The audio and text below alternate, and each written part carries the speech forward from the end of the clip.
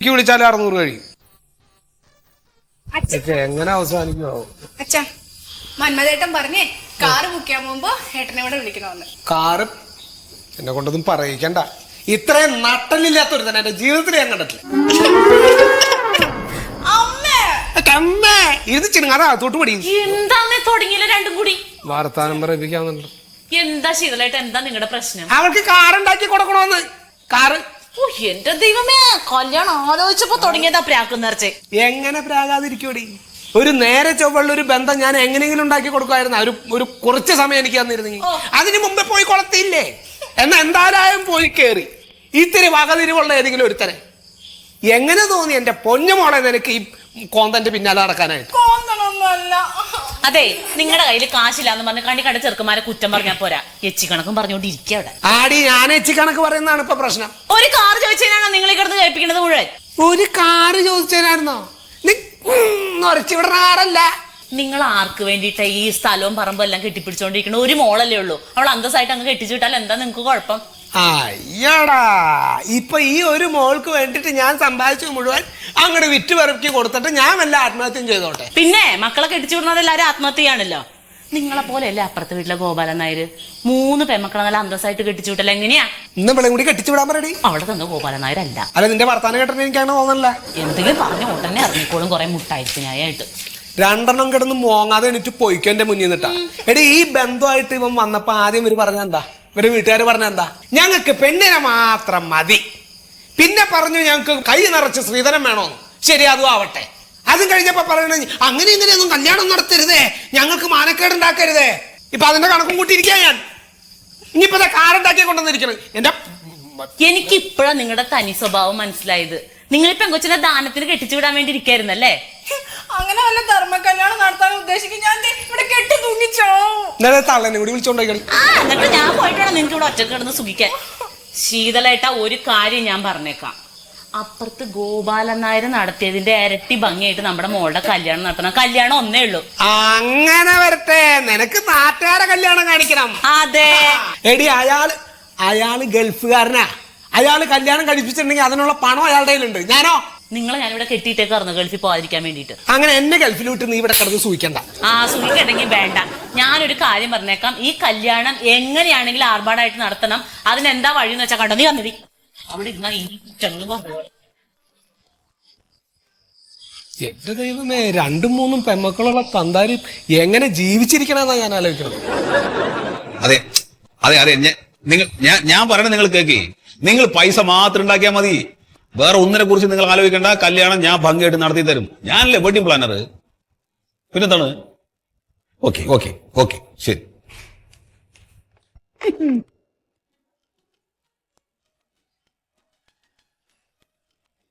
ഇതാണ് ഞാൻ പറഞ്ഞ സീതൾ.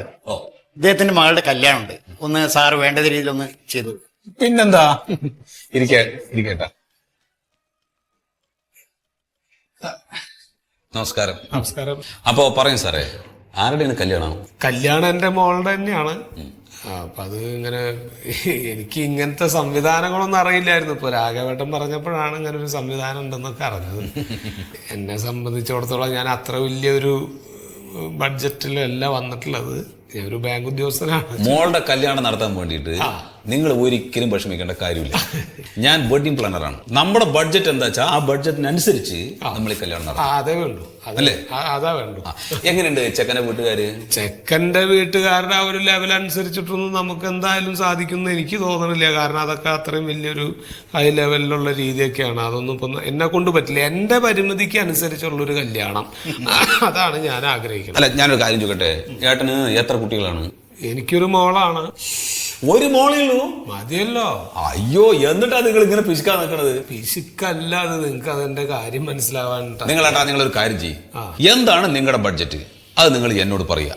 അപ്പൊ ഞാനൊരു പ്ലാനിങ് അങ്ങോട്ട് വയ്ക്കും. എന്നിട്ട് രണ്ടും കൂടെ നമുക്ക് മിക്സ് ചെയ്യാം. എന്നിട്ട് ഏറ്റവും ഗംഭീരമായിട്ട് നമുക്ക് മോളുടെ കല്യാണം നടത്താം. നമുക്ക് ഓഡിറ്റോറിയം വേണോ, ഷോപ്പിംഗ് മാള് വേണോ, ദ്വീപ് വേണോ, കടലിൽ വെച്ച് ഞാൻ കല്യാണം നടത്തി കൊടുത്തിട്ടുണ്ട്. ഫോട്ടോഗ്രാഫി മസ്റ്റാണ്, വീഡിയോഗ്രാഫി മസ്റ്റാണ്. ഇതൊന്നും ഒഴിച്ചുകൂടാനാവില്ല. ഇനി ഇതിനും പുറമെ അതിഥികൾ വരുമ്പോൾ അവരെ സ്വീകരിക്കാൻ നമുക്ക് നല്ല പെൺകുട്ടികളെ നിർത്തണം. അയ്യ, അതിഥികളെ സ്വീകരിക്കാനൊക്കെ ഞങ്ങൾ കുടുംബക്കാരും ബന്ധുക്കളും ഉണ്ടല്ലോ, പിന്നെന്താ. ഈ കരിഞ്ഞുണങ്ങിയിട്ട് അന്നം കിട്ടാതെ കിടക്കണ ബന്ധുക്കളൊക്കെ പാടെ നിരത്ത് നിർത്തി കഴിഞ്ഞാലേ കല്യാണത്തിന് വരുന്ന ആളുകൾക്ക് ഭ്രാന്ത് വരും. കല്യാണം എന്ന് പറഞ്ഞാൽ കേട്ടാ അതിനൊരു പ്രൗഢി ഉണ്ട്, അങ്ങനെയുള്ള പ്രൗഢിയോട് കൂടി നടത്തണം. എന്നിട്ട് ഈ ആൾക്കാരെ കൊണ്ട് തന്നെ പറയിക്കണം ശീതള സാറിന്റെ മോളുടെ കല്യാണം ഗംഭീരായി എന്ന്. വേണ്ടേ? ഇല്ലെങ്കിൽ ഇവരെന്നെ പറയും നാളെ എന്ത് കല്യാണം, ഏതോ അടിയന്തരത്തിന് പോയിട്ട് ചോറിണ്ട് പോകുന്ന പോലെ ആയുള്ളൂ എന്ന്. അത് മോശമല്ലേ? ഇതിപ്പോ നിങ്ങൾ ഈ പറഞ്ഞ രീതിയിലൊക്കെ കല്യാണം നടത്തണം വെച്ചാൽ ഏകദേശം എത്ര വരും? അത് ഇപ്പൊ ഇത് എല്ലാം കൂടെ വരുവാണെങ്കിൽ ഏകദേശം ഒരു 850 റുപ്യ ആവുകയെ. 90,000. 90,000 അല്ല, 9 ലക്ഷം.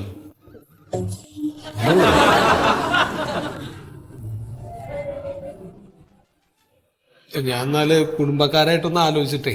പിന്നെ ഏട്ടാ, നിങ്ങളുടെ മോളുടെ കല്യാണത്തിന്റെ കാര്യമാണിത്. ചെക്കന്റെ വീട്ടുകാർ നല്ല സാമ്പത്തിക ശേഷിയുള്ളതാണെന്നല്ലേ പറഞ്ഞത് നിങ്ങള്? അവരെക്കാളും സാമ്പത്തിക ശേഷി കുറഞ്ഞ നിങ്ങളുടെ വീട്ടിൽ നിന്ന് ഈ കൊച്ചിനെ അവിടേക്ക് കല്യാണം കഴിച്ചു കൊടുക്കുമ്പോ അവരോട് കടപിടിക്കുന്ന രീതിയിലെങ്കിലും നിങ്ങൾ കല്യാണം നടത്തണം. ഇല്ലെങ്കിൽ കുഴപ്പമുണ്ട്. നിങ്ങളുടെ കുട്ടി ഈ വീട്ടിൽ ചെല്ലുമ്പോ അവരെ വീട്ടുകാരിട്ട് കുത്തും, കുട്ടിയെ കൊണ്ട് പാത്രം കഴുകിക്കും, വീട് അടുപ്പിക്കും, പിന്നെ അടുത്ത വീട്ടിലുള്ള പാത്രങ്ങൾ ഉണ്ടെങ്കിൽ അതും കൂടെ കൊണ്ടുവന്ന് കഴിക്കും. അങ്ങനത്തെ ആൾക്കാരാണ്. പിന്നെ എന്തൊക്കെ പണിയുണ്ടോ ആ വീട്ടിൽ അത് മുഴുവൻ അവളെ കൊണ്ട് ചെയ്യിക്കും, ഇട്ട് ദ്രോഹിച്ചു കൊണ്ടേയിരിക്കും. ആ കുട്ടി ചിലപ്പോൾ എന്തെങ്കിലും കടുകൈ ചെയ്തെന്ന് വരും, ചിലപ്പോൾ കെട്ടി തൂങ്ങി ചാവുക, അല്ലെങ്കിൽ വണ്ടിക്ക് തലവയ്ക്ക് എന്തെങ്കിലും ചെയ്യും. നിങ്ങളുടെ മോൾക്ക് ഇങ്ങനെ വരും എന്നല്ല ഞാൻ പറഞ്ഞത്. ഇതൊക്കെ നമ്മൾ ആലോചിക്കണം. ഇത് ഇതിലും ഒന്ന് കുറച്ചു കൊണ്ടുവരാൻ അത് നമുക്ക് നോക്കാം, അത് നോക്കാം. ഇതിപ്പോ ഈ പറഞ്ഞതിൽ എല്ലാതൊന്നും നമുക്ക് വേണ്ടി വരില്ല. ഈ മറ്റേ ഉടുപ്പിട്ട കുട്ടികള് പെൺകുട്ടികള് അതൊന്നും വേണ്ട. വേണ്ട, സാധാരണ പുറത്തുനിന്ന് ഇറക്കുക ചെയ്യാം, ഹോളിവുഡിൽ നിന്ന്. അത് വേണ്ട, നമുക്ക് നമ്മുടെ നാട്ടിൽ നിന്ന് വിളിക്കാം, നല്ല കുട്ടികളുണ്ട്. ഞാൻ ഈ ഒരു ബാങ്ക് ഉദ്യോഗസ്ഥനെ ഞാൻ പറയാം, എന്റെ കയ്യിലുള്ളതുകൊണ്ടുള്ള കല്യാണം ഞാൻ ഒരു 1000-600 പേർക്ക് ഭക്ഷണം പിന്നെ നിങ്ങൾ അങ്ങനെ പറയണത്? അതാ ഞാൻ പറയുകയാണ്. അപ്പൊ നിങ്ങൾ പറയുന്ന ഈ ലക്ഷങ്ങളുടെ കണക്കൊന്നും എനിക്ക് അതൊന്നും വലിയ. ഞാനിപ്പോ ലാസ്റ്റിൽ പറഞ്ഞത് നിങ്ങൾക്ക് മനസ്സിലായില്ലേ? പോയിന്റ് ആണത്.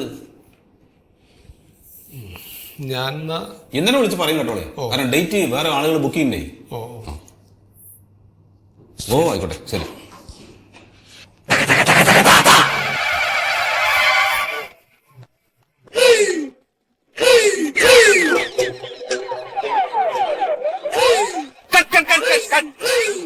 അയ്യോ ആകെ കൊലച്ച്. ചേട്ടാ എന്താ നിങ്ങൾ കാട്ടണേ? നിങ്ങളുടെ ആരാവാൻ പോണ കുട്ടിയാ ഇത്? ഞാൻ ഭാര്യയാക്കാൻ പോണ അല്ലേ? മഴ ആകെ പെയ്ത് നിങ്ങൾ മാറി നിൽക്കും, ഞാൻ കാണിച്ചു തരുന്നില്ല. അതുപോലെ ചെയ്യും നിങ്ങൾ വേഗം. അതെ, കരിമീൻ കുരുവി എന്നുള്ള പാട്ടാണ് നമ്മൾ ഇവിടെ ഇടാൻ പോണത് കേട്ടോളേ. അപ്പൊ അതിന്റെ ആ ഒരു ഫീൽ ഇരിക്കണം. ഞാൻ ചെയ്യുന്ന നോക്ക്.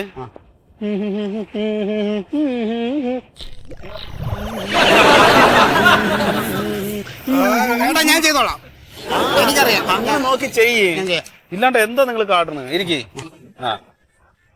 അതെ, ഈ വയറക്കുള്ളിലേക്ക് തള്ളി പിടിക്കുക, വിഷ്വല് കണ്ട ഭയങ്കര ബോറുണ്ട്. അതാ പറഞ്ഞു. എടുത്തോ, എടുത്തോളേ. Ready action.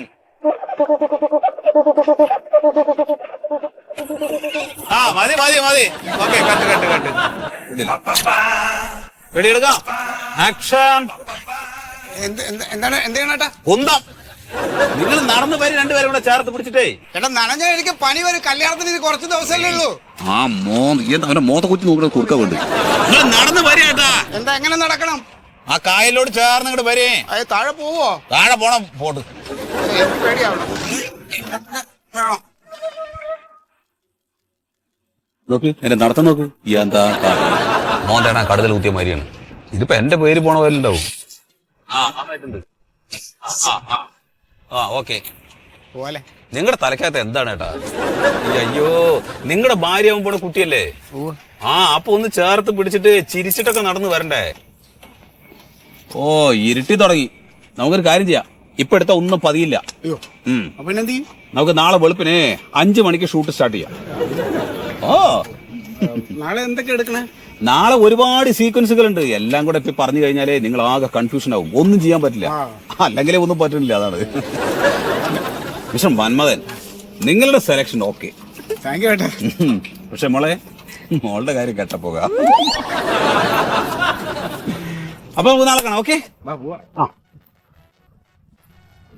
വള്ളത്തിൽ പോകുന്നതിന്റെ സാധനം അവനെ വെച്ചിട്ട് ഇതൊന്നും നടക്കില്ല. അതല്ലേ നീ അവന്റെ മുഖം നോക്കിയില്ലേ? ചിരിക്കാൻ പറഞ്ഞപ്പോ വരുന്നില്ല. ഒന്നും വരുന്നില്ല. നമുക്ക് ആ പെൺകുട്ടിനെ മാത്രം കോൺസെൻട്രേറ്റ് ചെയ്ത് ചെയ്യാം. ആ പെൺകുട്ടിനെ മാത്രമേ ക്ലോസ് ഒക്കെ വെച്ച് അതാ നല്ലത്. അതാണ് എടുക്കാനുണ്ടെങ്കിൽ ഇപ്പൊ എടുത്തൂടെ? ഇല്ല, ഇനി ഇപ്പൊ ഒന്നും എടുക്കാൻ പറ്റില്ല. രാവിലെ എന്താ വെച്ച് കഴിഞ്ഞാല് രാവിലെ ഈ വേറൊരു കാര്യമുണ്ട്. ഒന്നാമത് നിങ്ങൾ കാണിക്കുന്ന ഇമോഷൻസ് ഒന്നും കൃത്യമായിട്ട് വരുന്നില്ല. പിന്നെ വെളിച്ചം കൂടി ഇല്ലെങ്കിൽ എങ്ങനെയാണ് ആളുകൾ എന്നല്ലേ പറയാ? ഇതില് മീൻ പിടിക്കുന്ന ഒരു ഇത് എടുത്താലോ ഏട്ടാ? ഏതില്? ഇതില് ഞങ്ങൾ രണ്ടാം കൂടെ ഇങ്ങനെ ഇത് വലക്കണത് കാരണം നിങ്ങൾക്ക് നടന്നു വരാൻ വയ്യ. നിങ്ങളാണ് മീൻ പിടിക്കുന്നത്. വള്ളം തുഴയണതൊക്കെ എടുക്കായിരുന്നു. അതൊക്കെ അതൊക്കെ എടുക്കാം. അത് നമുക്ക് എന്തെങ്കിലുമൊക്കെ ചെയ്യാം. പിന്നെ ഞങ്ങൾ എന്താ വെച്ചാല് അല്ല കുഴപ്പമില്ല, നിങ്ങളുടെ ബാക്ക് സൈഡൊക്കെ വെച്ചിട്ട് ആ കുട്ടിയുടെ എടുക്കാം. അതാ നല്ലത്. എന്നെ വരില്ലേ? അല്ല ഫ്രെയിം നന്നാവണ്ടേ? ഫ്രെയിം കൂടി നന്നാവണല്ലോ കേട്ടോളെ. അപ്പൊ ശരി, എന്റെ ഡൂപ്പ് ഇടാൻ പറ്റുമോ? ധൂപ്പൊന്നും വേണ്ട. അതൊക്കെ നിങ്ങൾ തന്നെ ചെയ്യും. നിങ്ങളെ കൊണ്ട് ചെയ്യിക്കാം കേട്ടോളെ.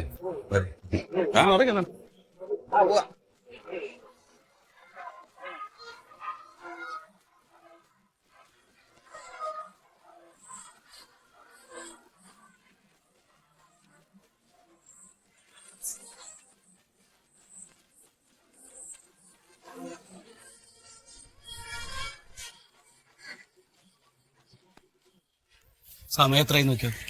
12 മണിക്ക് പെണ്ണിന്റെ വീട്ടിൽ നിന്ന് ഇറങ്ങാൻ പറഞ്ഞാൽ 1:30 മണിക്ക് അവരിറങ്ങി. ഇനി അവരിവിടെ വന്നിട്ട് ഞാൻ പ്ലാൻ ചെയ്ത പോലെ ഇവിടുന്ന് ഘോഷയാത്രയായിട്ട് ടൗൺ ഹാളിൽ എത്തുമ്പോഴേക്ക് സമയം എത്രയാവും? സമയം എന്ന് പറഞ്ഞിട്ട് പ്ലാനിങ് തെറ്റിച്ചേക്കല്ല. അതെങ്ങനെ തെറ്റിക്കുക? ലക്ഷക്കണക്കിന് ഉറുപ്പിക ഞാൻ മുടക്കിന്ന്. ഈ പഞ്ചായത്തിൽ തന്നെ ഈ കല്യാണം കണ്ട ജനങ്ങൾ ഇങ്ങനെ എന്നും സംസാരിച്ചോണ്ടിരിക്കണം, ഞെട്ടണം, വെറൈറ്റി ആയിരിക്കണം കല്യാണം. അതെ. പിന്നെ റിസപ്ഷൻ നടക്കുന്ന സമയത്ത് പെണ്ണിനും ചെക്കനും എന്തെങ്കിലും വെറൈറ്റി ആയിട്ടുള്ള പരിപാടികൾ ചെയ്യണം.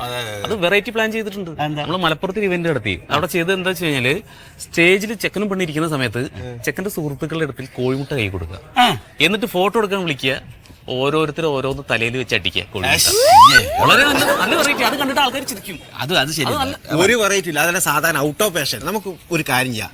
മുട്ടക്ക് പകരം തേങ്ങ ചെക്കന്റെ തലക്കടിച്ചു പൊട്ടിക്കാം. എന്ത് തേങ്ങയാണ് നീ പറയുന്നത്? ചെക്കന്റെ തല പൊട്ടിയ നീ സമാനം പറയും. അതൊന്നും പറ്റില്ല. വേറെ എന്തെങ്കിലും ഐഡിയ ഉണ്ടോ? വേറൊരു ഐഡിയ ഉണ്ട്. ഒരു കാര്യം ചെയ്യാം. ചെക്കന്റെ പെണ്ണിന്റെ മീറ്റത്തേക്ക് മൊത്ത കരിയോര് തവാ. ഞാൻ എന്റെ ആയിരങ്ങൾ വില പിടിക്കുന്ന ഡ്രസ്സാണ് ചെക്കട്ടേക്കണ. അത് നാശാവില്ലേ? എന്തെങ്കിലും ഒരു വെറൈറ്റി വേണ്ടേ? ഓ, നിങ്ങൾ ആരും തല പുകയണ്ട.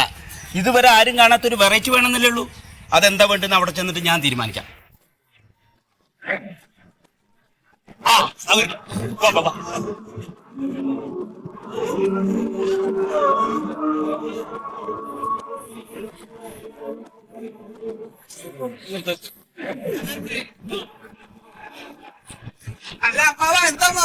ഇവിടെ ഇറങ്ങി, ഇവിടെ ഇറങ്ങി. ഇവിടുന്ന് ഈ വണ്ടിയിലല്ല, വേറെ പരിപാടി.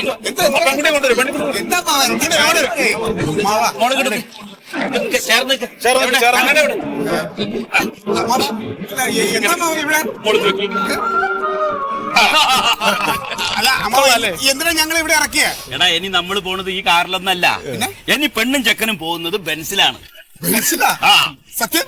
ആടാ, സമ്മതിച്ചു അമ്മാവനെ. എന്തോ സർപ്രൈസ് ഉണ്ടെന്ന് പറഞ്ഞിട്ട് ഞാൻ പ്രതീക്ഷിച്ചില്ല. എവിടെ അപ്പന്റെ അടുത്ത് ഒരു കാറ് വെച്ചിട്ട് തന്നില്ല. നമ്മളിനി പോണത് ബെൻസിലാണടി. ഇതാരാ അറേഞ്ച് ചെയ്തേക്കണേ? ഇവരാണോ? സമ്മതിച്ചു കേട്ടാ. നിങ്ങൾ ഈവന്റ് കലക്ക്. ഇനി ഞാൻ ഒരുപാട് വർക്ക് വരുന്നു. നമ്മൾ എത്രയോ ചെയ്തതാണല്ലേ.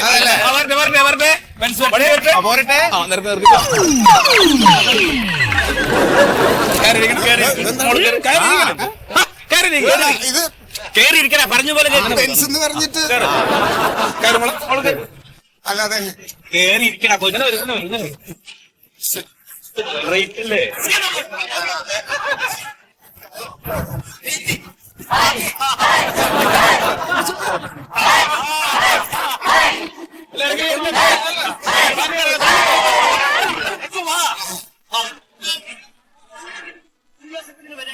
Ready, band start.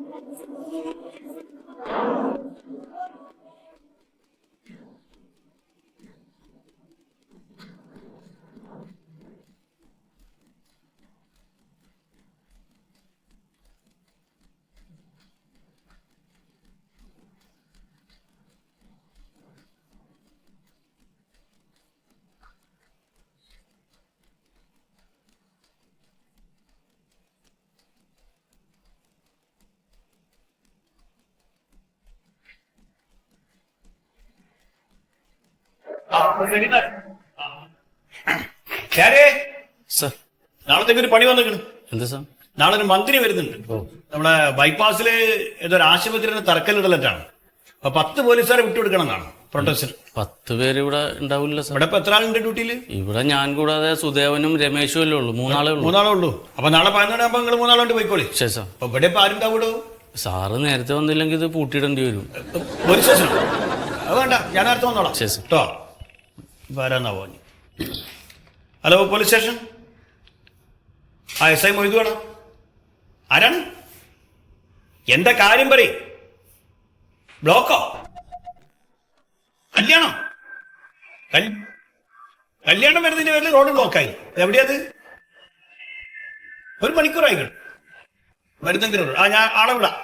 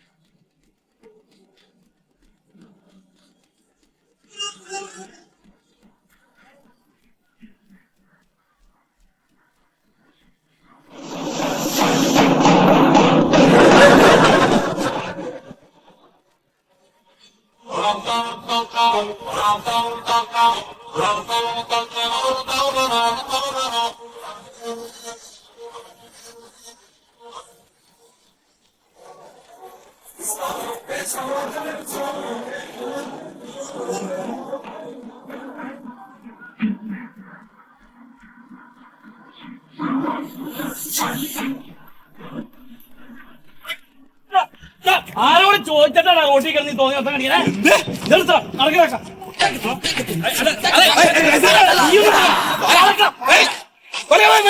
ആളുകൾക്ക് വഴി നടക്കുന്നത് റോട്ടിലാണ്.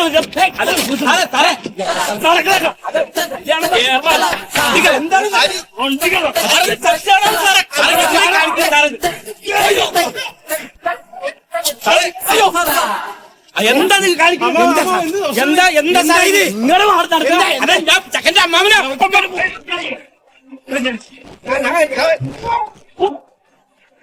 സാറേ അവരെ കൊണ്ടുവന്നിട്ടാ. അവരെ ഒരു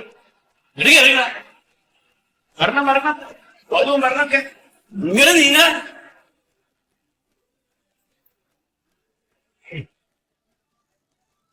മരണവും വധവും കല്യാണം കഴിഞ്ഞിട്ട് നേരിട്ട് പോലീസ് സ്റ്റേഷനിലേക്ക് അല്ലേ? ആ കണ്ണട കൊണ്ടോ. ഇവിടെ നിന്ന് വെയിലുണ്ടോ? കൂളിംഗ് ഗ്ലാസ് ഒക്കെ ഇട്ടിട്ടാണ് വരാൻ. കണ്ണട വെച്ച ആളെന്നല്ല, കണ്ണട വെച്ച ആള് റോട്ടില് പടക്കം വെച്ച് പൊട്ടിക്കായിരുന്നു. പടക്കം പൊട്ടിക്കും? ഗുണ്ട് വെച്ച് പൊട്ടിക്കായിരുന്നു റോട്ടില്. ആരാ മറ്റേ? അമ്മാമൻ. ഓ, അമ്മാവനാണ്. നടു റോട്ടിൽ വെടിച്ച് ഗുണ്ട് പൊട്ടിക്കും. എന്താ വിഷു നിങ്ങൾക്ക്? ഞാൻ ഗുണ്ട് പൊട്ടിച്ചല്ല, ഈ പൂത്തിരി ഇല്ലേ, പൂത്തിരി കത്തിച്ചു. അത് പകല് നല്ല രസം ഉണ്ടാവുമല്ലോ കാണാൻ അല്ലേ? നിങ്ങളാരാ അവരെ? നിങ്ങളാരാ? ഞാനാണ് ഈ കല്യാണം നടത്തി കൊടുത്താള് സാറേ. കുട്ടീൻ്റെ അച്ഛനാണോ? കുട്ടിയുടെ അച്ഛനല്ല, ഇവരെ കല്യാണം നടത്തിയത് ഞാനാണ്. ഞാൻ ഈ ഇവന്റ് മാനേജ്മെന്റ് സ്ഥാപനം നടത്തുന്ന ആളാണ്. സാറേ ഈ മര്യാദ ഒന്നും ഇവനുണ്ടായില്ല. കുടിച്ച് കൂത്താടായിരുന്നു റോട്ടില്. എന്താ പറയണത്? കുടിച്ചിട്ടൊന്നുമില്ല സാറേ ഞാന്. അല്ല, ഇപ്പൊ ഈ ഇവന്റ് മാനേജ്മെന്റുകാരാണല്ലോ കമ്പനിയിൽ കല്യാണമൊക്കെ നടത്തി കൊടുക്കണേ. ഇവർക്ക് വേണ്ട ഈ പടക്കവും കാര്യങ്ങളൊക്കെ എത്തിച്ചു കൊടുത്ത് നിങ്ങൾ വയ്ക്കും. അല്ല സാറേ, അത് ഞാനല്ല. ഞാൻ പടക്കം പൊട്ടിക്കാൻ നിൽക്കുമ്പോഴേ ഈ സാറിന്റെ അടുത്ത് പറഞ്ഞതാണ്, നട റൂട്ടിലിട്ട് പടക്കം പൊട്ടിക്കാൻ പാടില്ല. ഇനി പൊട്ടിക്കണമെന്നുണ്ടെങ്കിൽ തന്നെ അത് ഇൻസ്പെക്ടർ അടുത്ത് ചോദിച്ചിട്ട് പെർമിഷൻ കിട്ടണമെങ്കിൽ മാത്രം മതി. ചോദിച്ചാ സാറ് സമ്മതിക്കും, തങ്കപ്പെട്ട സ്വഭാവമാണെന്ന് പറഞ്ഞു. സാറാണ് എന്ത് ഇൻസ്പെക്ടർ പോട്ടെ, നിങ്ങൾ ആദ്യം പൊട്ടിക്കാൻ പറഞ്ഞു. അങ്ങനെ അങ്ങനെയല്ല പറഞ്ഞു. ഇവർക്ക് ഇത്രയും പരിചയം ഉണ്ടെങ്കിൽ എന്നോട് ആദ്യം കൂട്ടി പറയായിരുന്നു സ്റ്റേഷനിൽ അതിന്റെ അനുമതി മേടിക്കണമെന്ന്. എന്നാ ഞാൻ സാറിനെ വന്ന് കണ്ട് ആരും അറിയാണ്ട് എന്തെങ്കിലുമൊക്കെ തന്നെ. എന്ത് എന്താ ഉദ്ദേശിച്ചത്? അല്ല, ഈ കാര്യം നടക്കാൻ എല്ലാവരും ഇങ്ങനെ തരുമല്ലോ. അങ്ങനെ മേടിക്കുന്ന ആളല്ല SI മൊയ്തു. സോറി സാർ, ഇല്ല. ഓരോ തോന്നിയാസങ്ങൾ ഉണ്ടാക്കി വെച്ച് ഇവിടെ വന്ന് ന്യായീകരിക്കാൻ നിൽക്കണമെങ്കിൽ ഈ കുഴപ്പങ്ങൾ മുഴുവൻ ഉണ്ടാക്കുന്നത് ഇയാളാണ്. ഒരു അമ്മാവനാണെങ്കിൽ അല്ലെ? പ്രായത്തിൽ ഇവരെക്കടക്കം മൂത്തൊരാളാ. മാനമര്യാദയ്ക്ക് കല്യാണം നടത്തി കൊടുക്കുന്ന ആളാണ്. അങ്ങനെ നിങ്ങളാണ് ഈ കുട്ടികളി കളിക്കുന്നത്. അല്ല, ഈ കാലം മാറുമ്പോ നമ്മൾ കാലം മാറുമ്പോ നിങ്ങൾ തുള്ളണ്ട, ചെറുപ്പക്കാർ തുള്ളിക്കോളും. ഇവനാരാ? ഇവനാണ് സാറേ കല്യാണം ചെക്കൻ. ഇവനാണ് ഇവിടെ കല്യാണം കഴിച്ചത്. അതല്ലടോ, ആ പുറകിൽ നിൽക്കുന്ന ചെങ്ങായി ഏതാണ്? അവനാ സാറേ അവനൊരു വണ്ടിയിൽ ഫുള്ള് കൊണ്ടുവന്ന് വെച്ചിട്ടേ ഫുള്ളണവർക്ക് ഒഴിച്ചൊഴിച്ച് കൊടുക്കുകയാണ്. ഓ മൊബൈൽ സർവീസ്. ഇല്ല സാർ, ഞാൻ ഒരു തെറ്റും ചെയ്തിട്ടാ. ഞാൻ ഈ കല്യാണം ഒന്ന് കൊഴിപ്പിക്കാൻ വേണ്ടിട്ട് ഞാൻ അതിന്റെ ഒരു ഐഡിയ എല്ലാം പറഞ്ഞു കൊടുത്തു. കല്യാണം കൊഴിപ്പിക്കാൻ വേണ്ടി എല്ലാവർക്കും മദ്യം ഒഴിച്ചു കൊടുത്തോ? ഇല്ല സാറേ, ഞാൻ ഐഡിയ പറഞ്ഞു കൊടുത്ത ബുദ്ധി ഒരു ഐഡിയ പറഞ്ഞു കൊടുത്ത. ആർക്ക് പറഞ്ഞു കൊടുത്ത്? അമ്മാവന്, സൂതമ്മാവന്. എല്ലാത്തിന്റെ സൂത്രധാരൻ അമ്മാവനാണ് അല്ലേ? എന്നിട്ട് തലം കാത്തി നിൽക്കണം. ഈ കല്യാണം എന്നൊക്കെ പറഞ്ഞാലേ പവിത്രമായ ഒരു കാര്യം.